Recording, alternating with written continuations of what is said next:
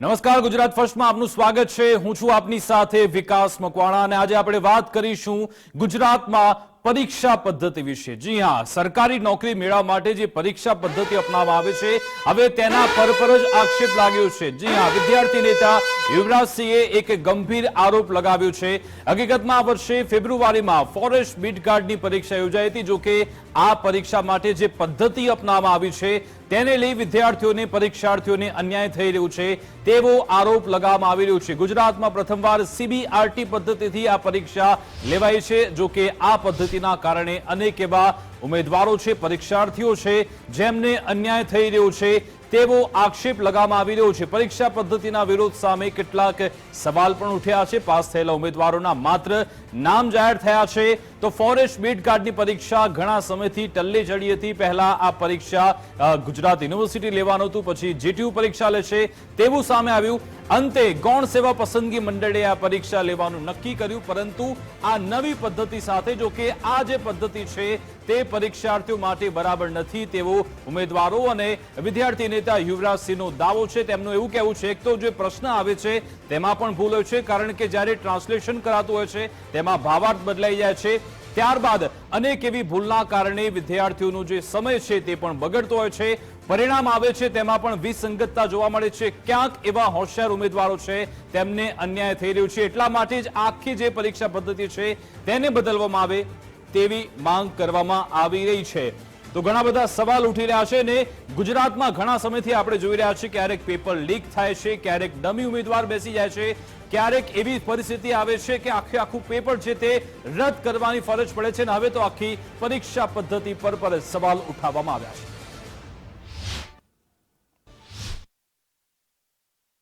ગૌણ સેવા પસંદગી મંડળ દ્વારા જે ફોરેસ્ટ બીટ ગાર્ડ એટલે કે જે વન રક્ષકની જે યાદી જાહેર કરવામાં આવી છે એ યાદીમાં ફક્ત નામ જાહેર કરવામાં આવ્યા છે।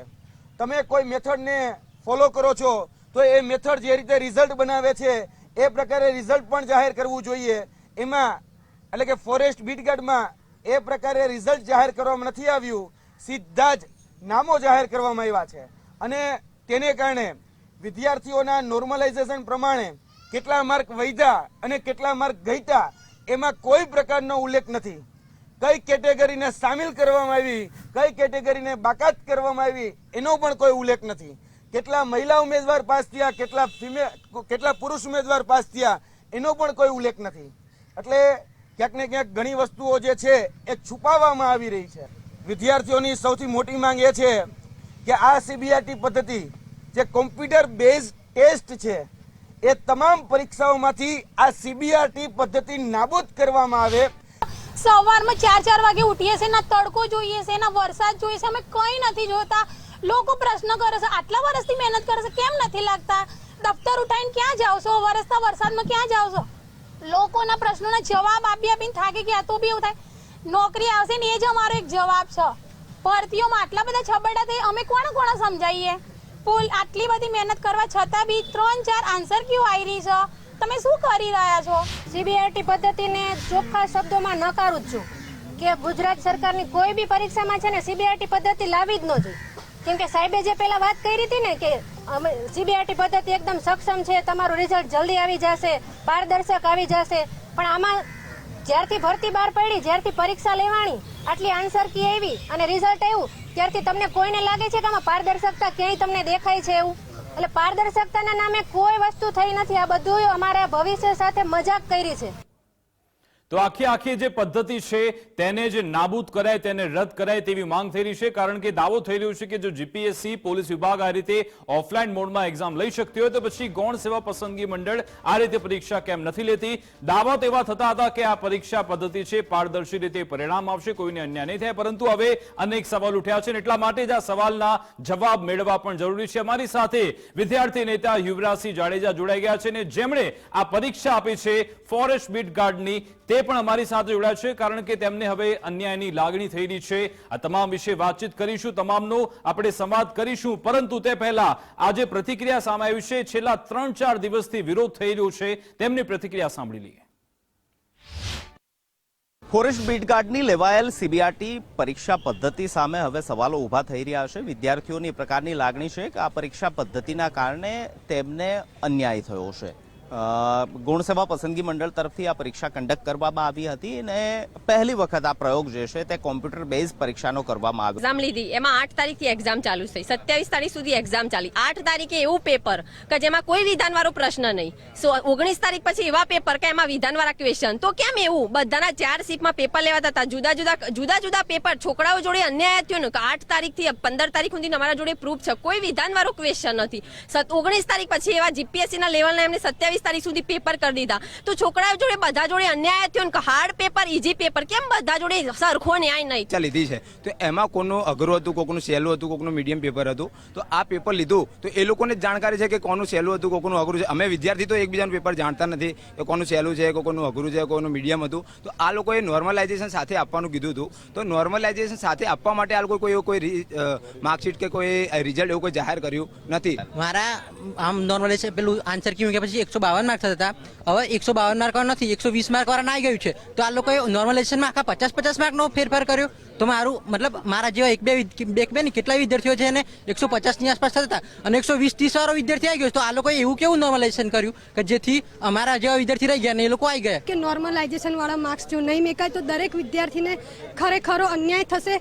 એટલા માટે ખાસ અમને બધા વિદ્યાર્થીઓને નોર્મલાઇઝેશન વાળા માર્ક્સ આપ્યા. જે પરીક્ષા પદ્ધતિ છે સીબીઆરટી, તેને લઈને વિદ્યાર્થીઓમાં અન્યાય થયોની લાગણી છે અને સ્વાભાવિક છે. જે પ્રકારે શિફ્ટ વાઇઝ આ પરીક્ષા લેવામાં આવી હતી ને જે પદ્ધતિ અપનાવવામાં આવી છે તે પદ્ધતિના કારણે ઘણા વિદ્યાર્થીઓ કે જે મહેનત કરી રહ્યા હતા તેમને અન્યાય થયો હોય તે પ્રકારની લાગણી છે અને તેમની માંગ છે કે આ પરીક્ષા પદ્ધતિના કારણે પરીક્ષા સંભવિત રીતે રદ કરવામાં આવે અથવા તો હવે પછી જે પણ પરીક્ષાઓ લેવાની છે તેની અંદર કમસે કમ આ પરીક્ષા પદ્ધતિનો અમલ ન કરવામાં આવે. કારણ કે આ પરીક્ષા પદ્ધતિના કારણે ઘણા વિદ્યાર્થીઓને અન્યાય થયો હોય, તેમના જે માર્ક છે તે માર્ક ઓછા થયા હોય અથવા તો જેમને ઓછા છે તેના વધી ગયા હોય તે પ્રકારની પણ પરિસ્થિતિ નિર્માણ પામી છે.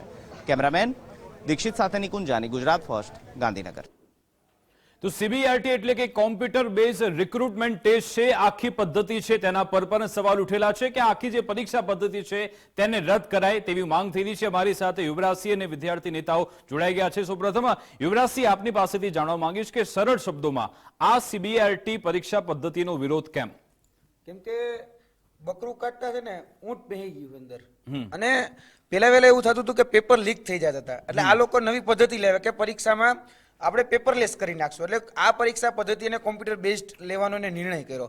પરંતુ કોમ્પ્યુટર બેઝડ ટેસ્ટ જે લેવાય છે ને એમાં ઘણી બધી ટેકનિકલ ખામીઓ તો હજી ઊભી જ છે. કારણ કે હજી આપણે એટલા બધા ડિજિટલ નથી બન્યા કે આપણે કોમ્પ્યુટરના માધ્યમથી પેપર લઈ શકીએ. આપણી પાસે અત્યારે જે અવેલેબલ જે કહી શકાય કે જે લેબ, એમાં બહુ મોટી કમી છે. એટલે દિવસ વાઇઝ તમે જુઓ તો 3-3 સેક્શનમાં પેપર લેવાય છે. શિફ્ટ 1, શિફ્ટ 2, શિફ્ટ 3, શિફ્ટ 4 એ રીતે પેપર લેવાય છે. અને આ પરીક્ષા જોવા જઈએ તો ઘણી બધી સીસી છે કે તો આ પરીક્ષા છે એ 40-45 દિવસ સુધી ચાલે છે. અને આજે મારે પેપર અલગ છે, તમારે પણ પેપર અલગ હોય, આમને પણ પેપર અલગ હોય. અને એમાં પછી એક સિસ્ટમ અપનાવવામાં આવે છે જે સિસ્ટમ સ્ટાફ સિલેક્શનની જે છે, સીજીએલ એક્ઝામની છે, જીડી એક્ઝામની છે, એ છે નોર્મલાઇઝેશન. એટલે કે તમારું પેપર, મારું પેપર અને આમનું પેપર એને એવરેજ કાઢવાની અને એવરેજ કાઢી અને જે આખા દિવસોમાં જે પેપર લેવા, જે 45 દિવસ સુધી પેપર લેવામાં કે 20 દિવસ સુધી પેપર લેવા, એની એવરેજ કાઢી અને પછી એમાં માર્ક વધારવામાં આવે અને માર્ક ઘટાડવામાં આવે. હવે પરીક્ષાનું લેવલ એ લોકો નક્કી કરે કે આ અઘરું હતું ને આ સહેલું હતું. હવે લેવલ જ્યારે એ લોકો નક્કી કરે છે કે આ અઘરું કે સહેલું, તો વિદ્યાર્થીઓ તો તૈયારી બધા જ કહી શકાય કે સમાન કરતા હોય છે. તો આમાં સમાન તક, જે સમાન અવસર મળવો જોઈએ, સમાન અવસર મળતો નથી. એટલે આ સીબીઆરટી પદ્ધતિ જોવા જઈએ તો એમાં પણ ઘણી બધી એવી બાબતો છે કે ગોપનીયતાના નામે ઘણું બધું છુપાવવામાં આવી રહ્યું છે. અત્યારે પણ રિઝલ્ટ જાહેર કરવાની જ્યારે વાત કરવામાં આવે છે તો તેમાં પણ ઘણું બધું છુપાવવામાં આવે છે કે અમે માર્ક એવા ના જાહેર કરીશું જે નપાસ થયા છે. પાસ જે થયા છે એના માર્ક જાહેર નહીં કરી. કેમ? કારણ કે એ ગોપનીય છે. હવે કોન્ફિડન્શિયલ છે શું?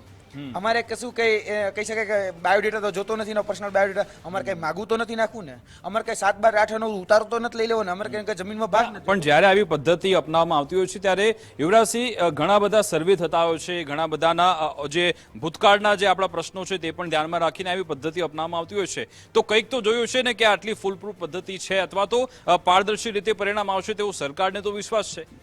આ જે પદ્ધતિ અપનાવવામાં આવી છે એ ભૂતકાળમાં સ્ટાફ સિલેક્શનમાં, આઈબીપીએસમાં, આરઆરબીમાં એપ્લાઇડ હતી. પણ એમાં પણ એ વિશ્વસનીયતા જેને સાબિત કરવી છે, કારણ કે એટલી બધી મેટરો કોર્ટમાં ચેલેન્જ થઈ છે કે આ પદ્ધતિ એ લોકો પણ દૂર કરવા માંગે છે. અને એમાં પણ વિદ્યાર્થીઓ અત્યારે પણ લડે છે કે જે કેન્દ્રીય પરીક્ષા છે એમાં પણ લડે જ છે, અને આ જ રીતે લોકો રોડ ઉપર પ્રોટેસ્ટ કરે જ છે. અને એમાંથી અમુક જે પરીક્ષાઓ છે એમાંથી આ સીબીઆરટી પદ્ધતિ દૂર કરી નાખવામાં આવી છે. તો શા માટે જે હું એમ કહું છું જે કંપની બ્લેકલિસ્ટ થઈ ગઈ હોય તમે એને કોન્ટ્રાક્ટ કઈ રીતે આપો? જે રીતે આ પદ્ધતિ સીબીઆરટી પદ્ધતિ જે રીતે નિષ્ફળ સાબિત થઈ જાય, તમે એ જ પદ્ધતિને શા માટે અપનાવો છો? શા માટે બધું જ કોન્ફિડેન્શિયલ ગોપનીયતાના નામે છુપાવો છો? કારણ કે અમને અમારા માર્ગ જાણવાનો અબાધિત અધિકાર છે. સરકાર પર વિશ્વાસ રાખવો પણ જરૂરી છે. અને સાથે ગઈકાલથી તમે હસમુખ પટેલ સાહેબે વાત કરી હતી, એમણે પણ ટ્વીટના માધ્યમથી વિદ્યાર્થીઓને ઉમેદવારોને સંબોધી રહ્યા છે. આશા રાખીએ કે આમાં કોઈ સબળ સારું પરિણામ આવે. આપે પરીક્ષા આપી હતી આ બીટગાર્ડની, તો આપને શું સમસ્યા સામે આવી? આપને શું આમાં ખામી લાગી રહી છે? મને અત્યારે એવું લાગી રહ્યું છે કે જ્યારે અત્યારે જે પાસ ઉમેદવાર છે એમનું લિસ્ટ અત્યારે આપવામાં આવ્યું છે પરમ દિવસે, તો એની અંદર છે ને કોઈના માર્ક્સ જ આપવામાં નથી આવ્યા કે નોર્મલાઇઝેશન પહેલાં કેટલા માર્ક્સ હતા, નોર્મલાઇઝેશન પછી કેટલા માર્ક્સ થયા. કોઈ ઉમેદવારના કોઈ માર્ક્સ જ ક્લિયર કરવામાં નથી આવ્યા કે કોને કેટલા માર્ક્સ મળ્યા છે. તો તમે એમને એમ તમે રિઝલ્ટ કઈ રીતે બહાર પાડી શકો કે આટલા ઉમેદવાર પાસ થઈ ગયા છે? અમને જો કે અમારું રિઝલ્ટ જ ખબર નથી કે અમને કેટલા માર્ક્સ મળ્યા છે, તો અમે કઈ રીતે માની લઈએ કે એ ઉમેદવાર છે એ ક્વોલિફાય છે? અચ્છા, બીજી એક વાત એ પણ આવી છે કે આમાં ફક્ત નામ આપવામાં આવે છે કે આ ફલાણા વ્યક્તિ છે તે પાસ થઈ ગયા છે, અને એક જ નામના 5 થી 6 વ્યક્તિઓ પણ છે. એવું બન્યું છે પરિણામમાં? હા, એવું પણ બની શક્યું છે કે એક જ નામના 2 વ્યક્તિ છે. પણ નોર્મલાઇઝેશન જે એમણે કર્યું છે કે આ એક્ઝામમાં તો એવું કે પહેલા આન્સર કી આપી છે, પછી મેરિટ આપવું પડે. પહેલા આન્સર કી આપે પછી, અને આમણે એવું કર્યું કે ડાયરેક્ટ મેરિટ બહાર પાડી દીધું છે. નોર્મલાઇઝેશન કઈ રીતે કર્યું એ જ અમને ખબર નથી. મારી સાથે જ જે છોકરી હતી એને 128 માર્ક હતા અને મારો 130 હતા, તો પણ એનું નામ છે ને મારું નામ નથી. અચ્છા, તમારા 2 માર્ક્સ વધારે છે છતાં પણ નામ નથી? છતાં પણ નામ નથી. પણ જે નોર્મલાઇઝેશનમાં જેના 55 વધી શકતા હોય માર્ક્સ, તો મારા એટલીસ્ટ 15 તો વધી શકે ને. એટલે ગૂંચવણ બન્યું છે આ આખું પરિણામ, અને તેના કારણે જે આ વિદ્યાર્થીઓ ઉમેદવારો છે તે એકઠા થયેલા છે. અન્ય બીજા ઉમેદવારો છે તેમની સાથે વાત કરીશું. આપે પરીક્ષા આપી છે, આપને કેટલા માર્ક્સ આવ્યા? જી, મારે અમરેલી જિલ્લામાં 120 માર્ક્સ છે. અચ્છા, તો તમને લાગે છે કે તમારી સાથે અન્યાય થયો છે? અરે સાહેબ, ઘોર અન્યાય થયો છે. કાલથી લઈને અમે સવારના રજડીએ છીએ, તમે જોઈ શકો છો મારા બહેનો પાછળ. આ હાલતમાં અમે ઠેર ઠેર રજડતા, અમને ગુજરાતની દીકરીઓને, શિક્ષિત દીકરીઓને આ લોકોએ રજડતા કરી દીધા છે અમને. અને આવું તો કેવું પરિણામ એ લોકો આપે છે ને એવું કહે છે કે ગોપનીયતા અમારે. તમારે કઈ ગોપનીયતા છે એ તો અમને જણાવો. આમાં થવું શું જોઈએ? તમે શું તમારી માંગ કરો છો? આમાં થવું એ જ જોઈએ સાહેબ. જો એમનાથી માર્ક્સ જાહેર નથી થઈ શકતા, એને પહેલા તો અમારો હક છે ને અમારો હક આપો. અમને અમારા માર્ક્સ જાણવાનો હક છે. સીબીઆરટી પદ્ધતિમાં એ લોકો કહેતા હતા કે નોર્મલાઇઝેશન થશે, તો નોર્મલાઇઝેશન પહેલાના માર્ક્સ, નોર્મલાઇઝેશન પછીના માર્ક્સ અમને જણાવો. અમારો હક છે ને અમને આપો. અમારો હક તમે ના છીનવો. એટલે આમાં નોર્મલાઇઝેશન પછીના માર્ક્સ આપે છે કે પહેલાના માર્ક્સ આપે છે? કોઈ માર્ક્સ જ નથી આપ્યા. અને આજે સાહેબે એવું જણાવી દીધું છે, સાહેબે આજે એવું જણાવી દીધું કે અમે માર્ક્સ જણાવવાના થતા નથી. તો આ તો એક જાતની દાદાગીરી થઈ ને. તો આ બેને કીધું કે મારા આટલા માર્ક્સ છે, 2 માર્ક મારા ઓછા છે, તો એમને કેવી રીતે ખબર પડી? એ અમને આન્સર કી આપેલી હતી. જ્યારે પરીક્ષા પૂરી થઈ ત્યાર પછી પ્રોવિઝનલ આન્સર કી આવી. પ્રોવિઝનલ આન્સર કી પછી ફાઇનલ આન્સર કી આવી. હવે સાહેબ તમે જ કહો, ફાઇનલ આન્સર કી કોને કહેવાય? કે જે ફાઇનલ જ હોય, તે પછીની કોઈ માર્ક્સ આન્સર કી ના આવે ને. એવી ફાઇનલ આન્સર કી 3 આવી, છતાં એ પણ અમે મંજૂર કરી. એ લોકોની ભૂલ પણ સ્વીકારી અમે. જે 150 પ્રશ્ન હતા એ લોકો સુધારતા છેલ્લે 35 પ્રશ્નો એવા હતા કે જેનો એ લોકોએ ભૂલ સુધારી ના શક્યા, એટલે પરિણામ જાહેર કરી દીધું. અને પરિણામે તે એવું જાહેર કર્યું કે જેમાં કોઈના માર્ક્સ એ લોકોએ દર્શાવ્યા જ નથી. મને મારો અધિકાર તો ઓફિશિયલી જાણવાનો હક તો છે ને કે મારા માર્ક્સ આખરે થાય છે કેટલા એમ. તો એ લોકોએ આજે ચોખ્ખી ના પાડી દીધી છે કે માર્ક્સ જણાવવાના જે લોકોની એ લોકોએ પીડીએફ બહાર કાઢી છે. બિલકુલ, એટલે કે વિદ્યાર્થીઓ માંગ કરી રહ્યા છે કે આજે માર્ક્સ છે તે જાહેર કરવામાં આવે ને ભલે ફેલ થાય કે પાસ થાય, બધાના માર્ક્સ આમાં સામે આવવા જ જોઈએ. તમારું શું માનવું છે? મારું એ માનવું છે કે મારા માર્ક્સ અને મારી ફ્રેન્ડના માર્ક્સ, મારા માર્ક્સ મારી ફ્રેન્ડ કરતાં વધારે હતા. બરાબર, નોર્મલાઇઝેશન થયું તો એનું નામ લિસ્ટમાં છે, મારું કેમ નહીં? તો મારું નોર્મલાઇઝેશનમાં મારા કંઈ માર્ક્સ વધ્યા બી નહીં ઘટ્યા બી નહીં, તો આવું કેમ? પારદર્શક હોય તો પછી મારું નામ કેમ નથી આમાં? અને મારા કેટલા માર્ક્સ થયા મને તો કોઈ, એટલીસ્ટ મને તો જાણ હોવી જોઈએ કે નહીં કે મારે કેટલા માર્ક્સ થયા છે. અચ્છા, તમે તમારી ફ્રેન્ડ આન્સર કી પ્રમાણે તમે તમારા માર્ક્સ જોયા છે, તો એમાં કેટલો ડિફરન્સ છે? બેને કેટલા માર્ક્સ છે? અમારે લગભગ 15-20 માર્ક્સનો ડિફરન્સ છે. તમારા ઓછા છે કે મારા વધારે છે અચ્છા, અને એના ઓછા છે. તો બી અત્યારે એનું લિસ્ટમાં નામ છે કે ચલો એ એમ કહે છે કે નોર્મલાઇઝેશનમાં મારા વધ્યા હશે તો નોર્મલાઇઝેશનમાં અમારા વધ્યા જ નહીં હોય. બિલકુલ, એટલે કે વિદ્યાર્થીઓ કહી રહ્યા છે કે આમાં માર્ક્સ કોઈ મારા ફ્રેન્ડના સારા વધારે માર્ક્સ છે અને તેમનું નામ નથી આવતું અને કેટલાકના નામ સામે આવી જાય છે. બીજા ઉમેદવારો છે તેમની સાથે વાત કરીશું. દાવો એ પણ થઈ રહ્યો છે કે આમાં જે પેપર આવે છે તેમાં કેટલાક જે ટ્રાન્સલેશન થાય છે તેના કારણે આખો પ્રશ્નનો ભાવ બદલાઈ જાય છે, ખોટા પ્રશ્ન પણ આવે છે. શું આવું થાય છે આમાં? હા, એવું થાય છે. આ એ રીતના સેન્ટ્રલ ગવર્મેન્ટની પેટર્ન અપનાવે છે.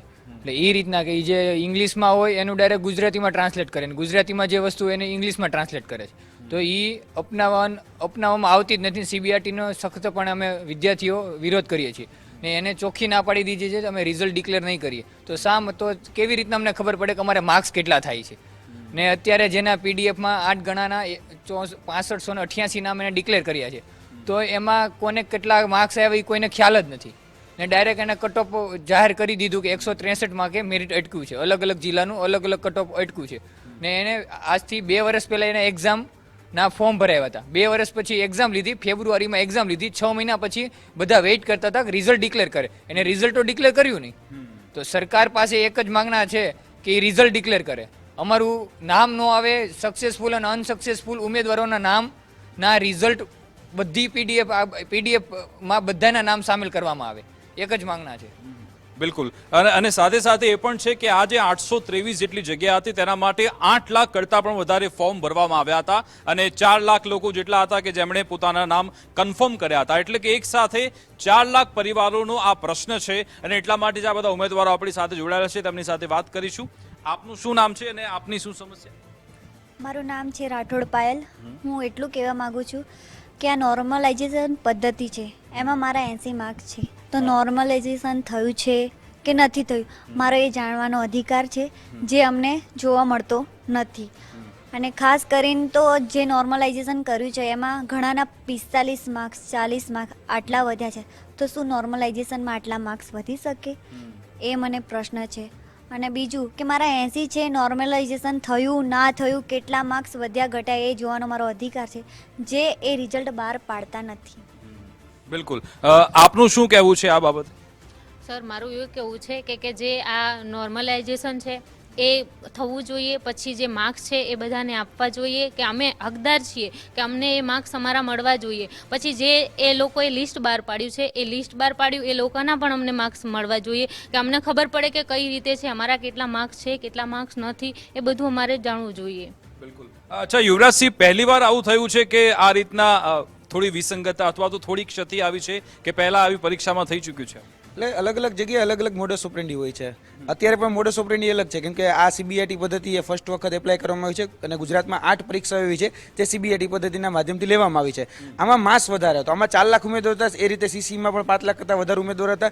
હવે આમાં જે ઘટનાઓ બની છે એ ઘટનાઓ હવે આંખે ઉડીને સ્પર્શે છે, કેમ કે સુરતનું જે મેરિટ જે કટ ઓફ જે ગઈકાલે જાહેર કર્યું, એમાં પણ ધરણા પ્રદર્શન થયા પછી તો એમાં 175 કટ ઓફ અટક્યું છે. એ રીતે નવસારીનું હોય, તાપીનું હોય કે 170 સુધી કે પહોંચી ગયા છે. હવે તમે વિચારો કે આ બીટ ગાર્ડની પરીક્ષા છે, 200 માર્કની પરીક્ષા છે, એમાં 250 સુધી સ્કોર કઈ રીતે પહોંચી શકે? ઘણા એવા લોકો છે જેને 190 સુધી માર્ક પહોંચી ગયા છે. એટલે બીટ ગાર્ડ લેવાના છે આપણે બ્રિગેડિયર નથી લેવાના. આ વાત એ ભરતી બોર્ડને ખબર પડવી જોઈએ. બીજું કે તમે એમ કહો છો કે પારદર્શિતાના નામે જે છબરડા થયા છે એમાં શું પેલું ખબર છે કે આન્સર કી તમે 4 વખત તો રિવાઇઝ ફાઇનલ આન્સર કી મૂકો છો, 4 વખત રિવાઇઝ ફાઇનલ આન્સર કી આવે ને એમાં પછી કહેવામાં આવે 150 ભૂલો હતી, જેમાં ટ્રાન્સલેશનની ભૂલોને કારણે ભાષાંતર ખોટું થયું, ભાષાંતરની કારણે ભાવાનુવાદ ખોટું થયું અને ભાવાનુવાદને કારણે અર્થ હતો એ અનર્થ થઈ ગયો. પ્રત્યક્ષ લખવાનું જ્યાં અપ્રત્યક્ષ લખ્યું હતું, હવે તમે પ્રત્યક્ષ અને અપ્રત્યક્ષમાં તો તમે સમજી શકો કે ભાઈ આખો અર્થ બદલી ગયો. તો એમાં પ્રશ્નો છે, એ પ્રશ્નોનો જવાબ પણ બદલી જાય, અર્થ પણ બદલી જાય. એટલે ઘણી બધી વિસંગતો 150 પ્રશ્નો, એટલે કે જ્યાંથી પેપર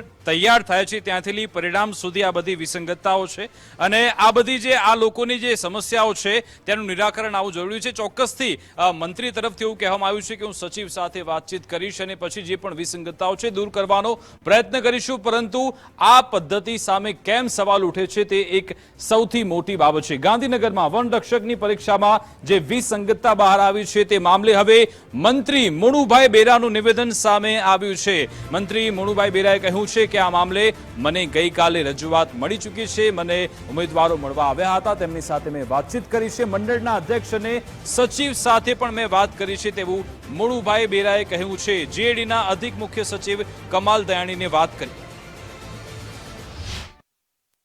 ગઈકાલે મને વાત ધ્યાનમાં આવી અને ગૌણ સેવા મંડળના ચેરમેન શ્રી, સામાન્ય વહીવટ વિભાગના સચિવશ્રી અને એના ગૌણ સેવાના સચિવશ્રીને અને અમારા વિભાગના સચિવશ્રીને પણ મેં કીધું છે કે કોઈને ક્યાંય અન્યાય ન થવો જોઈએ.